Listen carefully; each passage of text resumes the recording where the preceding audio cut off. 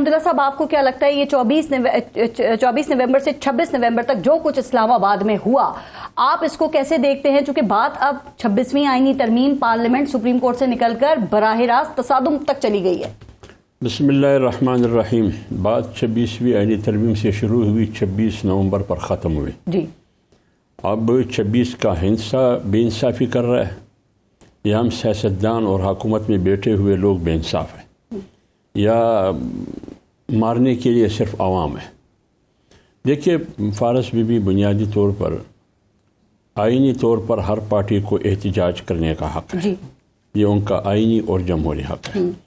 ہر party کی طرز سیاست اپنی ہے۔ پی ٹی آئی نے کیا حکمت عملی بنائی، لیکن جلسہ کرنا، جلوس نکالنا، اسلام آباد تک آنا، اس پر کیوں پابندی ہے؟ کیوں نہیں آ سکتے؟ اگر فرض کرے پیپلز پارٹی کل اعلان کرے اپوزیشن میں جماعت ہو کہ میں نے اسلام آباد میں جلسہ کرنا ہے، کیا حکومت اجازت دے گی یا نہیں دے گی؟ دے گی۔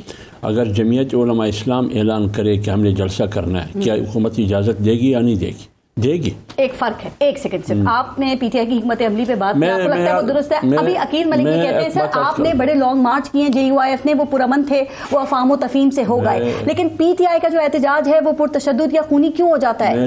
میری عرض سنیں نا، جب وہ احتجاج کا اعلان کرتے ہیں، پھر آپ جیسے ابھی انہوں نے 24 نومبر کا اعلان کیا، ہم نے 3 دن پہلے یا 2 دن پہلے اسلام آباد کو کنٹینروں کے محاصرے میں لیا، اور آپ نے اعلان کیا، آپ کے وزیر داخلہ نے، آپ کے وزیر اطلاعات نے، حکومت نے، کہ اٹک کے آگے آپ نہیں بڑھ سکیں، اگر بڑھے تو گولی ماروں گا، کہا یا نہیں کہا؟ طاقت کے زور سے روکوں گا آپ کو۔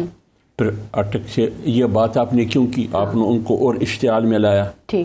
تو جب آپ ادھر اشتعال میں لانے کی کوشش کریں گے، گولی کی بات کریں گے، طاقت کی بات کریں گے، تو وہ تو انسان تو جذباتی ہوتا ہے، یہ تو انسان کا فطری عادت ہے۔ قیادت فرض کرے وہ جذباتی نہیں ہے، لیکن ورکر کو آپ کیسے روکیں گے؟ تو لہٰذا یہ اصل بنیادی چیز یہ رویہ ہے۔ جب آپ نے کہا کہ اٹک کے آگے آپ نہیں آ سکیں گے، تو سوال یہ کیسے آ گئے؟ بالکل پوچھوں گے۔ پھر آپ نے کہا کہ 26 نمبر کے آگے نہیں آ سکیں گے، پھر یہ کیسے آ گئے؟ ڈی چوک پہنچ گئے۔ اس کا مطلب یہ ہے کہ آپ نے پہلے کہا کہ ماروں گا، پھر آپ نے راستہ دیا، پھر جب یہ ڈی چوک تک پہنچے آپ نے کہا کہ ماروں گا، لیکن کنٹینروں پر فوج کے سپاہی کھڑے تھے، وہ تحریک انصاف کے کارکنوں کو ہاتھ سے پکڑ پکڑ کے اوپر لے کے آتے تھے۔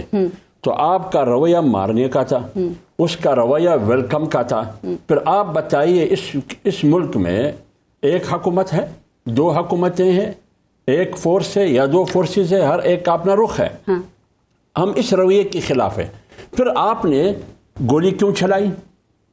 یعنی اگر تحریک انصاف کے کارکنوں نے آپ پر گولی چلائی، یا کسی کے ہاتھ میں کلاشنکوف تھا، یا کسی کے ہاتھ میں راکٹ لانچر تھا، انہوں نے گولی چلائی تو ٹھیک، لیکن کہاں ہے کہ انہوں نے گولی چلائی؟ آپ نے کیوں چلائی گولی؟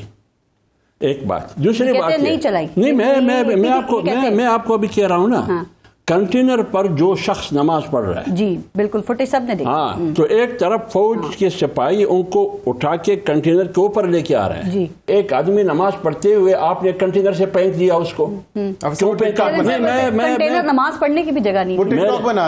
ایک آدمی ہے، میں اگر ادھر ہوں، مجھے اندازہ ہے کہ ابھی سورج غروب ہونے والا ہے، میں تو کنٹینر پر پڑھوں گا، میں آپ کے سامنے بیٹھا ہوں۔ مطلب ریاست کو ذمہ دار ہونا چاہیے۔ دیکھیں کتنے جلسے ہوتے ہیں، کتنے جلسے ہوئے کہ کنٹینر پر قیادت نماز پڑھتے ہیں۔ اس حکومت کو کیا ایسا کرنا چاہیے تھا کہ جو شہادتیں ہوئی اور جو پی ٹی آئی کوٹ کر رہے ہیں ہمارے لوگ ہلاکت ہو گئی، نہیں ہوتی؟ میری بات تو سنیے نا، آپ حکومت کی رویہ تو ذرا دیکھیے نا، کرتے کیا یہ بھی بتائیں نا، کیا کرنا چاہیے تھا، ان کی بتائیں بھی۔ ان کو اجازت دینی چاہیے تھی، ان کو اجازت دینی چاہیے، یعنی اگر آپ نے ان کو سنجانی میں جلسے کی اجازت دی تو آپ F9 پارک میں جلسے کی اجازت دیتے، وہ جلسہ کرتے، پھر چلے جاتے، 1-2 دن بیٹھ جاتے، کون سا آسمان گرتا؟ بشرا بی بھی نہیں مانی نا، انہوں نے کہا تھا ڈی چوک میری بات سنیے، اور اسی لیے راستے کھولے تھے۔ وہ تو حامد رضا صاحب بات کریں گے کہ بشرا بی بھی نہیں مانی یا کس نے نہیں مانی۔ جب آپ گولی کی بات کرتے ہیں، جب آپ گولی کی بات کرتے ہیں، جب آنسو گیس اور شیلنگ چلاتے ہیں،